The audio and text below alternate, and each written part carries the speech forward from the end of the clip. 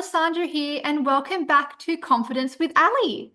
Today I have the lovely Mary Wong with me. So Hi, everyone. Mary is a leadership and book coach. She is a mentor, author, and speaker as well. Everybody, please welcome Mary. Hi, everyone. Lovely to have you on, Mary. So can you please share to the viewers a bit about who you are and what you do? Sure. Well, like you said, a leadership and book coach. I live in Brisbane and work from Brisbane here. I do it both online and in person. So you don't have to be limited just to being in Brisbane to be part of my world. I am someone who has a personal journey that has taught me so much that I then went and studied and did a whole lot of work to increase that journey and that knowledge and that experiential learning that I already had so that I can help other people because life is a never-ending journey of improvement, right? And sometimes we need help. Exactly. Well, speaking about that, Mary, can you share with us a time that you have struggled with your confidence before? Yesterday? No. Confidence is one of those things that it never is 100% ever. It's something that's always a journey of improvement. But yes, I am definitely a lot more confident these days than what I used to be. I grew up with a lot of bullying and a lot of bad behavior going on around me. And so I grew up being that kind of not so confident person. But I also had a lot of what do you call it? Bravado. So I might look confident on the outside, but on the inside, I really wasn't. And it led me to really be internally attacking myself all the time. Well, actually, lacking confidence, internal attacking are kind of intermeshed. So the more you attack yourself internally, the less confident you become. And then the more you attack yourself internally. It's that Yeah. horrible vicious cycle, right? So I had a lot of that. And I'm somebody who is socially a little bit awkward. That's partly due to I have ADHD and autism as diagnoses. So the ADHD causes me to sometimes be a bit too in your face, a bit too not great at controlling impulses and things, and getting a little intense. Autism gets me a little intense sometimes too, but it also causes me to overshare, perhaps like I am right now, Oh, which which kind of the two of them together makes for difficult social situations. So add the trauma of the bullying and everything else into that. So social awkwardness is something that I've had pretty well as a bit of a little companion on my shoulder for most of my life. And it's probably the last 20 years, like I'm 60 now, so I'm an old girl, but it's probably the last 20 years that I've really made a difference to that. Up before that, I kind of avoided going out, or if I went out, I'd sort of sit like this, not knowing what to say. Or the other thing that I do, it worked really well at a party, is I would go and help out in the kitchen. You'd find me, you know that, I don't know if you know that song, you're probably too young for it, but there was a song that used to go around that was, "You'll always find them in the kitchen at parties." Well, that was me. I okay. was in the kitchen at the parties because I just didn't feel comfortable being out in the crowd and chatting to other people and things like that. Yeah. So hadn't kind of stepped into my own leadership, I guess. It Yeah. was a And bit of a then journey. definitely. And then you were talking a bit about how at parties you felt a bit out of depth and that you didn't really feel like you belonged there. But you were also just Mm, talking about how in the past 20 years you have improved on that. Could you mm. give us a bit more of an understanding and insight into how you did help yourself improve that situation? There's so many things that I've done in that situation to help with that. Well, first off, I also had some trauma from the childhood stuff. So, first off, I made sure I got that dealt with. So, trauma is something that can come back and trigger you now and again unexpectedly. And so, when it does come in, because of the work that I've done around that and learning how to deal with it, I'm able to put my strategies in place to recognize that, oh, yes, it's just that again. It's all okay. I can let go of it. I know what to do to let go of it. So, first off, healing the trauma. The second thing would be one of the really big things that I did to change my life was I joined a group called Power Talk. It's a public speaking group, and it helps people to stand on their feet and actually share to groups of people. Now, if you can't comfortably sit and talk to a group of people, then clearly at a party, you're not going to be joining into group conversations and things like that. So I learned to do public speaking. I learned to be part of that speaking realm, and then found that by doing that, by sharing speeches, by sharing thoughts, by sharing things from inside of me, I found that I wasn't so scared to show people who I was and what I was about, and how my life worked, and my confidence just kept growing from being able to do that. And the more that I stood up and spoke to people, the less I shook, the less my internal thinking would play with my thoughts while I was speaking. The more articulate I got. I actually learned to listen a lot better too, which I wasn't great at doing either, because I was too in my own head, hearing my own internal chatter, to be listening to what people around me were saying. I Yeah. learnt to get more curious around other people. I learnt to ask them questions, and all of those sorts of things that just helped me to fit in better in a group situation. So confidence grew. The more I did, the more confidence grew. And I now, and along that journey, went into a stage where I was then able to teach other people to grow their confidence. I also formalized that with coaching studies, with counseling studies, with business studies. There's a whole lot of other studies that I Yeah. did in there, but the learning to do it myself, and then helping other people to step up and do it, and seeing them grow. Also, it's like, once you can pay forward what someone's helped you with, and you pay it forward to someone else and they grow more from it, that really just, you just go, wow, look what I just did. And your confidence just goes even further up. So that was a big part of it as well. But practicing it, doing it, getting support from people around me. I talk about the thin edge of the wedge. If something's too scary to do to start off with, if the confidence is too low, I try something small. I take a tiny step, a baby step.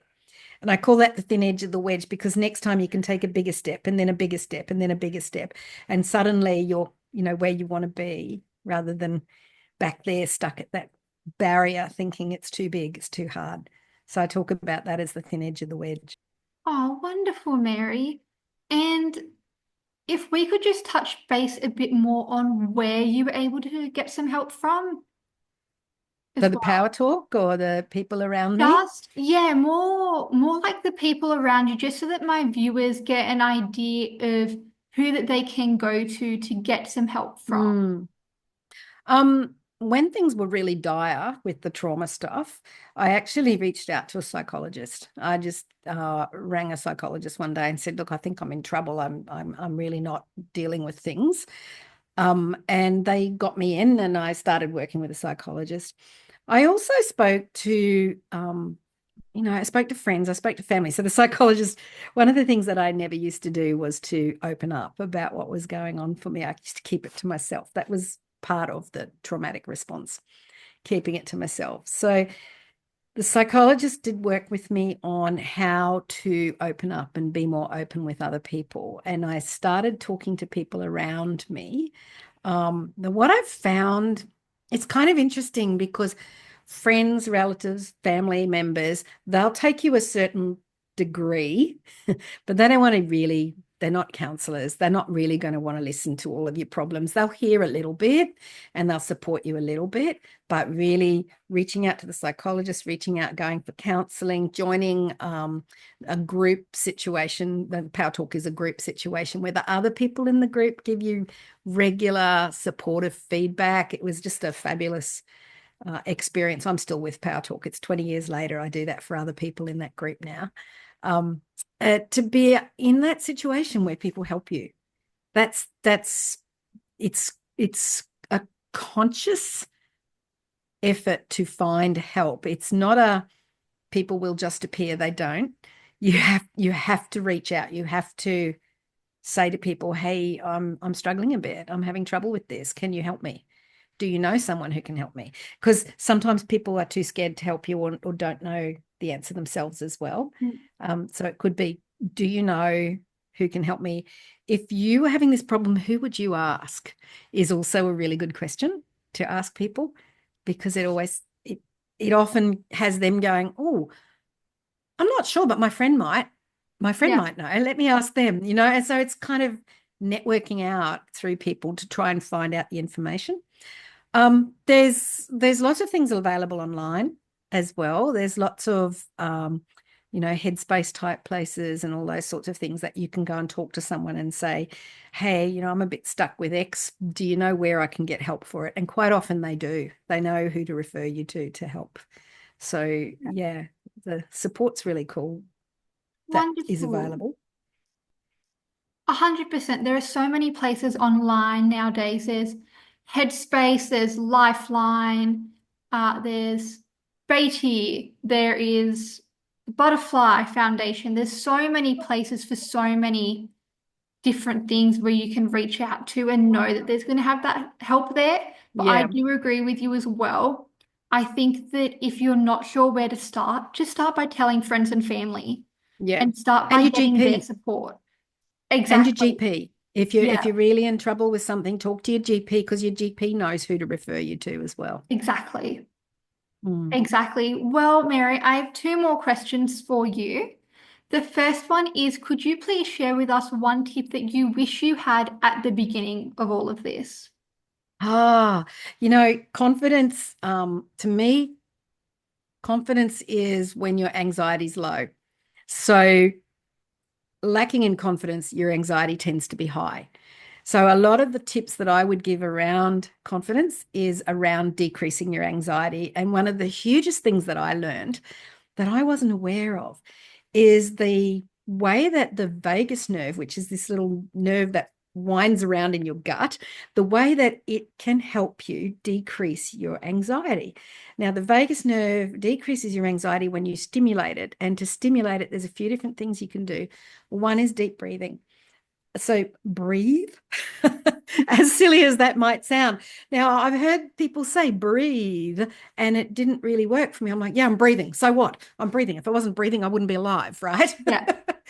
But here's the thing about breathing. When they talk about breathing to decrease anxiety and to grow confidence, they're talking about a deep breath that doesn't expand your chest here, but instead it expands your tummy. It takes your breath right down into your belly and it moves your tummy in and out. And when it does that, that stimulates your vagus nerve, but not one breath. You have to do at least 3. I recommend to people 5 to 10.